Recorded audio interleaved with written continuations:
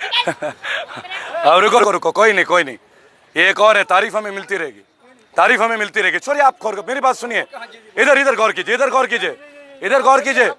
गौर कीजिए, सुनिए। ये एक संदेश देना है, गालियां तो खूब मिलती है।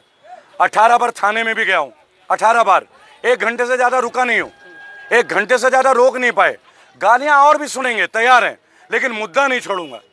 आपने बोला आत्मनिर्भरता के ऊपर एक बात, एक सवाल कोरोना के ऊपर पूछता हूं।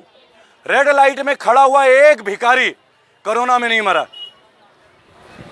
लाल बत्ती के सामने खड़ा हुआ एक भिखारी कोरोना में नहीं मरता, लेकिन बड़े बड़े लोग कोरोना में अस्पताल के अंदर मर रहे हैं। आप सोचिए, कोई घर में नहीं मर रहा, अस्पताल में क्यों मरता है? सवाल आपके सामने है, जवाब आप साथी पत्रकार हैं, आपको जवाब ढूंढना पड़ेगा। मोदी समर्थक या बीजेपी समर्थक ये कहते हैं कि जो काम 70 सालों में नहीं हुआ वो मोदी सरकार ने करके दिखाया, बिल्कुल सही, बना दिया, धारा 370 हटा दी, इस तरह की जो है चीजों का हवाला देते हैं। आप देखिए, इनसे तो इत्तेफाक बहुत आएगा, बहुत बेहतरीन वाला। जो काम 70 सालों में नहीं हुआ अब हुआ। जो ट्रेन दिल्ली से बिहार के लिए निकला था, जो ट्रेन बिहार से मुंबई से बिहार के लिए निकली थी, वो बंगाल पहुंच गई। ये 70 साल में पहले कभी नहीं हुआ। वो दिन दूर नहीं जब ये ट्रेन जापान पहुंच जाती। आप समझ रहे ना, हमारे देश में पहली बार सरकारी तंत्र प्राइवेटाइज्ड हो रहा है। प्राइवेटाइज्ड क्या 70 साल में सरकारी विभाग प्राइवेटाइज हुआ है क्या? हमारी रेल का रिकॉर्ड बता दूं, 2004 और 5 में लालू प्रसाद जी रेलवे मिनिस्टर थे। रेलवे का प्रॉफिट 20,000 करोड़ था 2004 में, 20,000 करोड़। और मेरे भाई, आज रेलवे वो कहते हैं कि रेलवे घाटे में रेल में बेचा जा रहा है। तो शासन किसका अच्छा है? अच्छे दिन तब थे या अच्छे दिन अब है? फैसला आपको करना है। 20,000 करोड़ बुरे थे या ट्रेन बेचा जा रहा है, ये अच्छा है। आज आप ट्रेन को प्राइवेट बेच दीजिएगा, प्राइवेट लोग चलाएंगे ट्रेन को।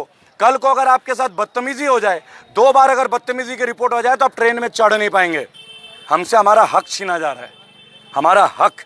क्या आप हमारा हक को भी प्राइवेटाइज कर देंगे? ये जवाब है आपके। दिल्ली में सबने बोला जमातियों ने फैला दिया। जमाती विदेश से इंडिया में आए कैसे थे? क्या हमारा सुरक्षा तंत्र सो रहा था? क्या उनकी इन्वेस्टिगेशन हो नहीं सकती थी? तब क्यों होती है जब कोरोना फैल गया? आप गुजरात में फरवरी में नमस्ते ट्रम्प करते हैं, 1 लाख विदेशी आते हैं। आज गुजरात में अहमदाबाद सबसे पहले रेड जोन में आता है। वहां कौन गया था जी? ट्रम्प के स्वागत में विभिन्न देशों के राज्यों के लोग आते हैं। तब आपने सवाल क्यों नहीं उठाया?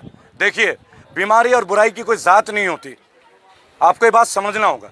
कोई हिंदू किसी मुसलमान को नहीं मारता, कोई मुसलमान किसी हिंदू को नहीं मारता। एक इंसान को मारता है, ये बात हमें समझना होगा।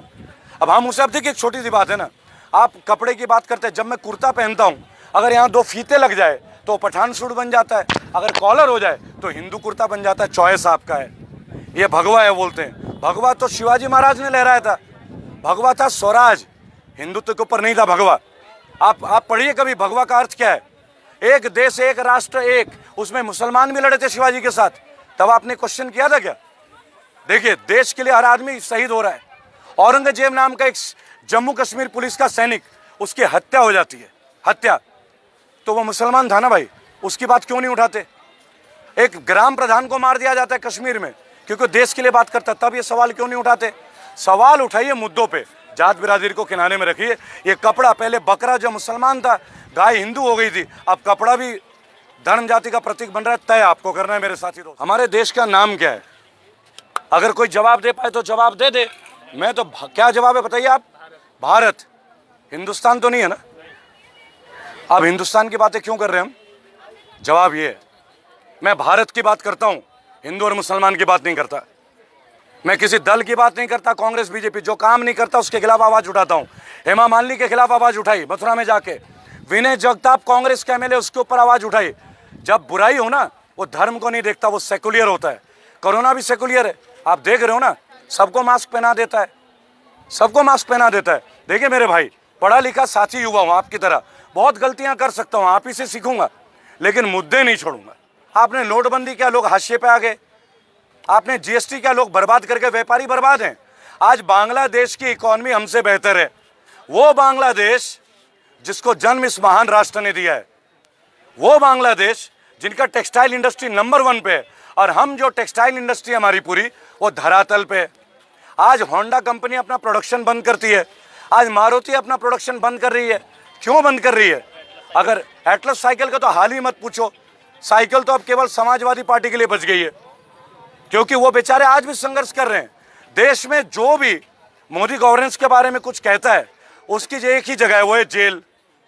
एक चौकीदार हमारे देश का जिसने ये कहा कि मैं चाय बेचता था, बहुत अच्छा लगा जब एक चाय वाला देश का प्रधानमंत्री बनता है। मैं तो पोस्ट ग्रेजुएट हूं, मुझे शौक नहीं है।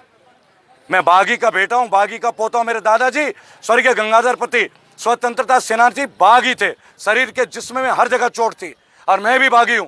मैं एक बात आपको आज पूछना चाहूंगा, चाय वाला चाय बेचा करता था, आज चाय वाला स्टेशन बेच रहा है, आज चाय वाला हवाई जहाज बेच रहा है, आज चाय वाला LIC बेच रहा है, ONGC बेच रहा है, BSNL बेच रहा है। और क्या बच गया? ये जो खुली हवा है ना, अब ये खुली हवा बिकेगी कि भाई रेबल तुमने 2 किलो ऑक्सीजन लिया है, इसके पैसे दो। अब ये होगा हमारे मुल्क में। वक्त है, जागिए, वक्त है, एकजुट होइए। लेकिन मेरे 9 करोड़ साथी जो मेरे संगठन के हिस्सा बन चुके हैं और आने वाले सदस्य जो हर सेकंड में बढ़ रहे हैं, उनसे मेरा हाथ जोड़ के एक विनम्र निवेदन है कि कृपया करके मोदी जी, योगी जी किसी के भी परिवार को गालियां ना दे।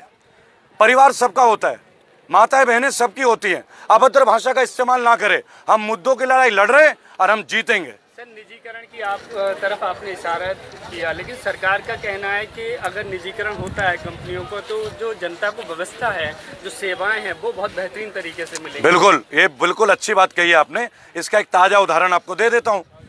दिल्ली में ज़्यादातर लोगों के एक केस है कि हॉस्पिटल वाले हम पे बहुत पैसे चार्ज कर रहे हैं। आप ही जर्नलिस्ट मीडिया में खबरें लाते हैं ना जी, 18 लाख, 20 लाख, 25 लाख, डेड बॉडी के ऊपर भी 5 लाख का बिल बना देते हैं।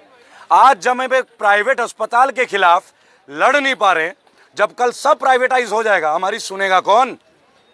आप समझ रहे मैं किस खतरे की बात कर रहा हूं? आज सरकारी दफ्तर है तो हम कंप्लेन लिखा रहे हैं, कल आप पुलिस को भी प्राइवेट कर दीजिए। आप समझिए मैं कहना क्या चाह रहा हूं। और आप इनकी नीति का अगर गुणगान करते हैं तो मैं एक छोटा सा प्रश्न पूछता हूं मेरे भाइयों, जो पैरामिलिट्री फोर्सेज हैं, जो सेंट्रल वर्कर्स हैं गवर्नमेंट के, उनकी पेंशन बंद कर दी गई है, और जो ये MLA MP हैं, इनकी पेंशन चालू है। 5 साल एक MLA का राज होता है और वो जीवन भर पेंशन लेगा, और 40 साल एक पैरामिलिट्री फोर्स का आदमी अपने जीवन को देता है और उसका पेंशन नहीं है। और यही MLA जब एक MP बन जाता है तो इसे 2-2 बार पेंशन मिलते हैं, 2-2 बार। तो इसका मतलब है 40 साल जो एक आदमी पैरामिलिट्री में अपना जान दे रहा है, CISF, ITBP, वो देशभक्त नहीं है। लेकिन ये जो खादी वाले लोग हैं, 5 साल में ये देशभक्त हो जाते हैं। तय आपको करना है। आज बहन सुनीता यादव, जिनका मैं कैंपेन कर रहा हूं, जो कि कांस्टेबल है गुजरात में, और गुजरात में किसकी सरकार है? BJP की सरकार है। और उन्होंने प्रकाश कनानी, जो वहां के स्वास्थ्य मंत्रालय जिन पे है, उनके बेटे को कोरोना में नियम तोड़ते हुए पाया गया तो उनको सस्पेंड कर दिया जाता है, उन पे इंक्वायरी बैठा दी जाती है, और फिर उन्हें माफी मांगनी पड़ती है एक पुलिस वाले को। भाई और बहनों, अगर पद पे बैठा हुआ अधिकारी का क्या हाल है, तो सड़क पे चलने वाला मेरे जैसा, आपके जैसा आदमी का क्या हाल हो सकता है? गजेंद्र जी, आप एक पत्रकार है, बेहतर समझ सकते हैं।